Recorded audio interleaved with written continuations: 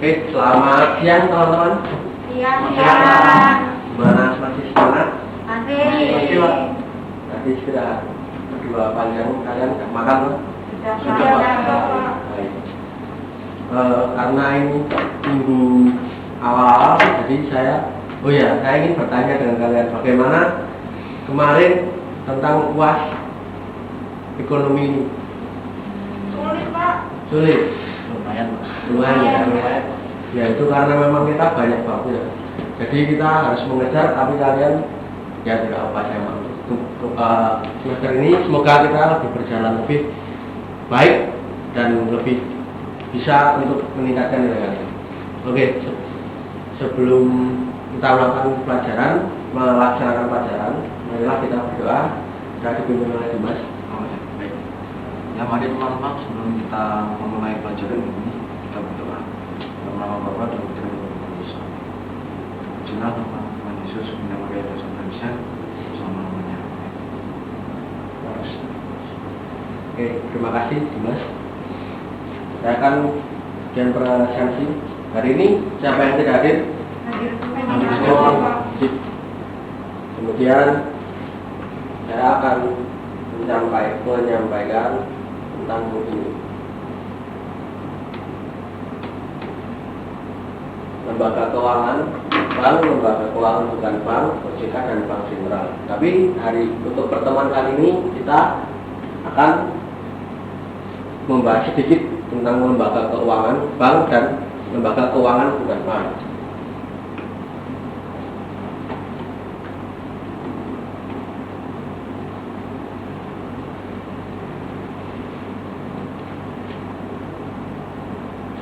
Lembaga keuangan bank. Ada yang kalian tahu lembaga keuangan bank itu apa? Jawab aja setelah yang kalian pernah ketahui bank, lembaga keuangan bank itu yang kalian ketahui apa tentang bank? Lembaga yang mungkin mulai seperti menabung atau investor uang seperti itu. Lembaga itu tempat gitu. Ya, baik. Nah, kemudian kita akan ke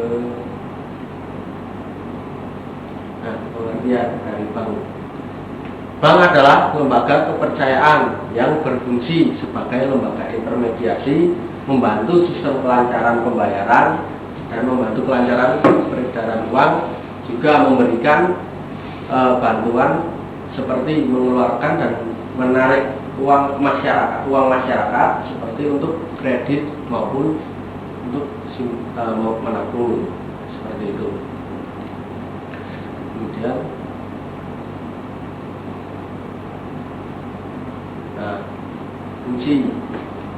fungsinya itu yang pertama alat untuk menghimpun dan menyalurkan dana masyarakat.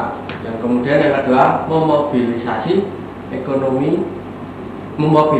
dana untuk pembangunan ekonomi suatu negara. Kemudian yang ketiga sebagai lembaga pelayanan jasa perbankan kepada masyarakat.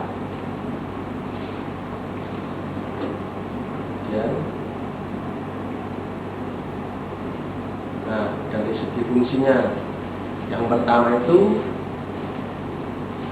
fungsinya ada bank sentral, kemudian ada bank umum, ada bank perkreditan rakyat, dan juga ada bank syariah. Nah, dari segi kepemilikannya itu ada bank milik negara, bank milik swasta, bank milik koperasi, dan bank milik campuran.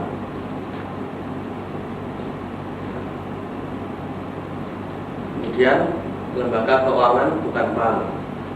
Kita akan membahas pengertian dan jenisnya.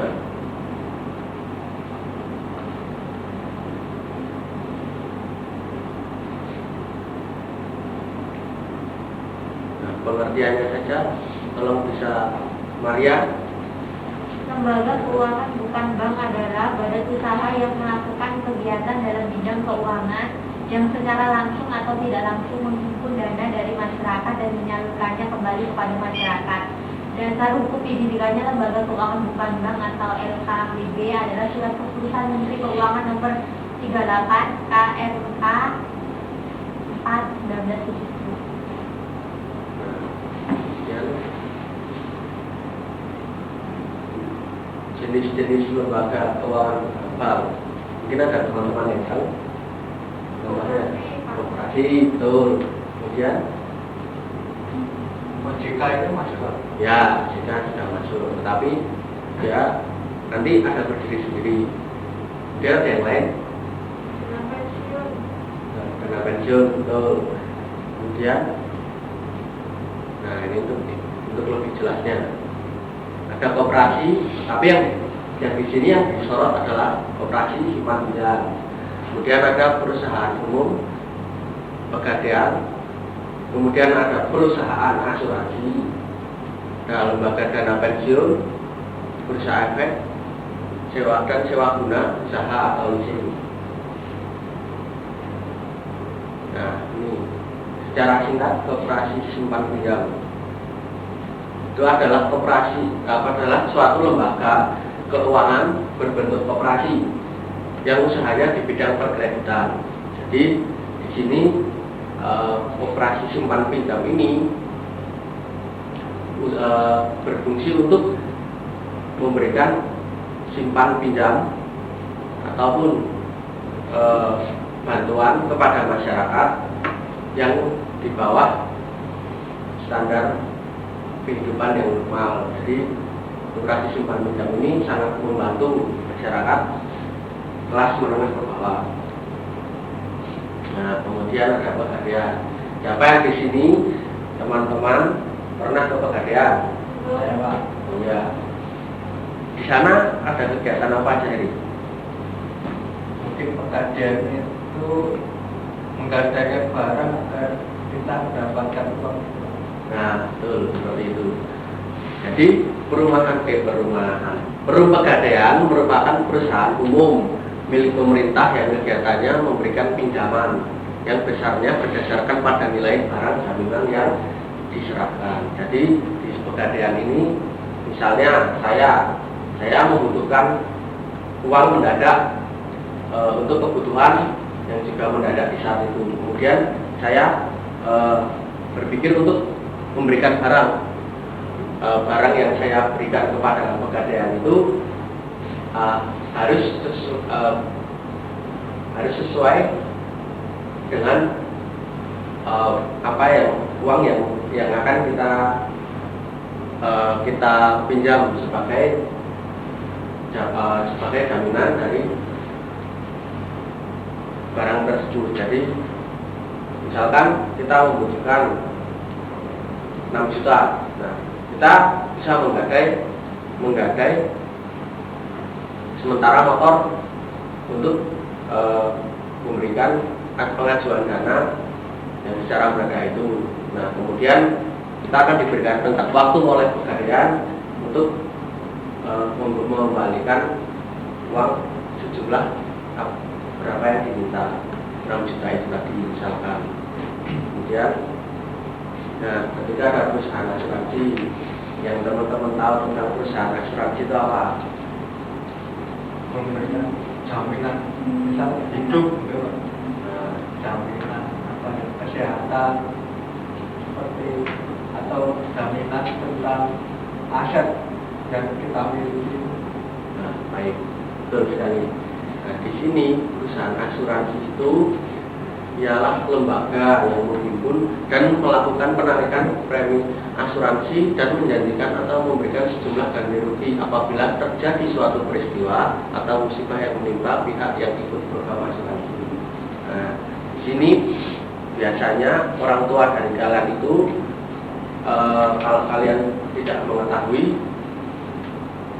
orang tua memberikan mengikut sertakan kalian itu untuk program asuransi. Misalkan kalian jatuh kecelakaan, ini hanya misal, tidak mendoakan ya. Nah, itu kalian nanti akan diberikan sejumlah ganti rugi setelah didata dan diberikan kepada setelah didata oleh pihak berwenang untuk dilaporkan bahwa kalian mengalami kecelakaan. Nah, itu contoh dari perusahaan asuransi yang kalian tahu, Bumi Putra.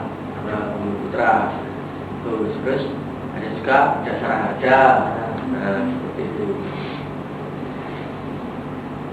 Nah, peranan yang penting yaitu menambah lapangan kerja, mengurangi kekhawatiran, dan mengurangi kerugian yang ditanggung masyarakat. Nah, kemudian lembaga dana pensiun. Lembaga dana pensiun ini adalah lembaga sekumpulan aset yang dikelola dan dijalankan suatu lembaga untuk menghasilkan suatu manfaat pensiun, yaitu pembayaran berkala yang dibayarkan kepada peserta pada saat dan dengan cara yang ditetapkan dalam ketentuan yang menjadi dasar penyelenggaraan program pensiun. Nah, biasanya yang teman-teman tahu lembaga dana pensiun ini siapa sih yang bisa menerima lembaga dana pensiun ini yang diberikan oleh lembaganya? Di atas 60. Ya, benar, di atas 60. Kemudian yang kalian tahu pekerjaannya seperti yang terkait mungkin seperti dinas atau lembaga pemerintah. ya, baik, benar sih, seperti PNS, jadi betul juga terkait dengan dinas yang bekerja di pemerintahan, dan juga perusahaan yang dari awal juga ketika kita masuk bekerja menetapkan dana pensiun itu bagi pekerja-pekerja tetap dengan cara mereka memberikan semacam pembayaran berkala, biasanya itu dari gaji. Jadi pemotongan gaji itu bisa untuk gaji kotor kalian, nanti jadi gaji bersih. Nah, gaji kotornya itu termasuk untuk menyicil lembaga dana pensiun untuk kalian dan untuk saya, misalkan kelak setelah kita tidak bekerja di suatu lembaga pemerintahan atau lembaga perusahaan. Nah, dan yang terakhir nih ada sewa guna atau leasing. Leasing ini adalah kegiatan pembiayaan untuk penyediaan barang modal baik secara guna dengan hak opsi finance lease maupun sewa guna tanpa hak opsi operating lease. Nah, ini leasing ini contohnya ya, mungkin kalian belum jarang mendengar seperti perusahaan leasing yang untuk untuk memberikan bantuan untuk membayar atau memberikan hak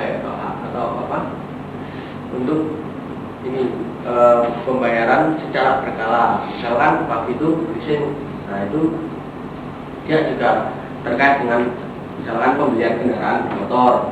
Nah, waktu itu membantu kita untuk lebih memudahkan dalam pembayaran dan juga untuk membayar secara cicilan. Nah, nanti ada hak-hak tersendiri setelah kita mengikuti atau mendaftarkan cicilan untuk pembayaran motor kita itu di leasing, contohnya seperti itu. Nah, yang otoritas jasa keuangan dan juga Bank Sentral itu minggu depan ya. Untuk hari ini saya mau tanya apa saja yang bisa didapat dari lembaga keuangan bank dan lembaga keuangan bukan bank, yang kalian bisa tahu sedikit tentang ini. Saya mau mengatakan Mungkin saya Pak mengenai lembaga keuangan bukan bank itu ada beberapa jenis ya, mungkin ada seperti forum pegadaian. Ya, saya lebih pahamnya mengatasi masalah seperti kita mengajukan ketika membutuhkan uang, nah kita memberikan jaminan seperti BPKB atau sejenisnya agar kita lebih bisa cepat mendapatkan uang gitu. Terus ada tadi saya lebih paham ke ya, asuransi gitu. Mungkin ke pemberian layanan masyarakat gitu. Seperti asuransi kesehatan, keselamatan seperti yang bisa saya sampaikan. Ya, baik. Jadi seperti asuransi tadi juga pelancaran memberikan keselamatan, jaminan keselamatan kerja seperti itu. Mungkin ada teman-teman lain yang bisa menangkap pertemuan sedikit kali ini.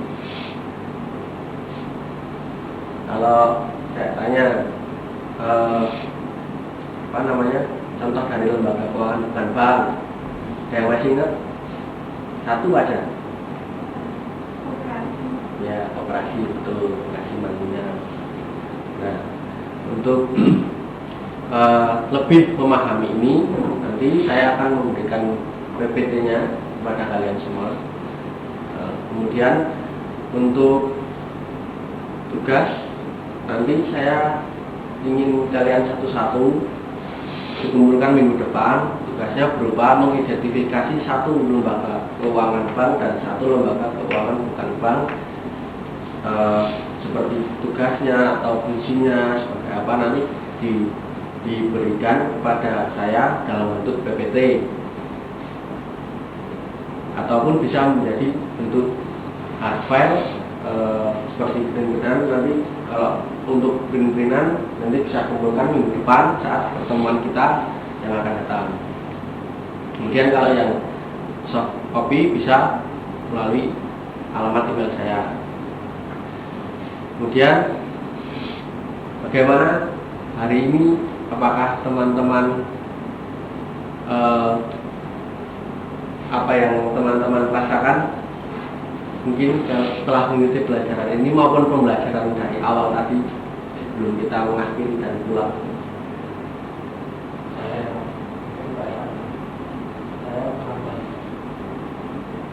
senang dan mendapat pengalaman pengetahuan mengenai apa lembaga keuangan bukan bank itu, dan data-datanya seperti tadi saya lebih paham mengenai operasi simpan pinjam, terus leasing, terus seperti peruntukan dana dan fungsi-fungsinya seperti itu. Oke. Tetap semoga kalian tetap semangat, tetap bergembira dalam bersekolah dan juga menempuh pendidikan dengan semangat sampai kalian akan lulus. Untuk menutup hari ini, karena saya disini ada rapat, jadi untuk jam pelajaran sepenuhnya nanti tanggung jawab kalian ya, jangan pergi-pergi, jangan apapun, kalau mau pergi jangan berisik, jangan ribut sendiri sebelum baru pulang berbunyi. Oke, doa penutup mungkin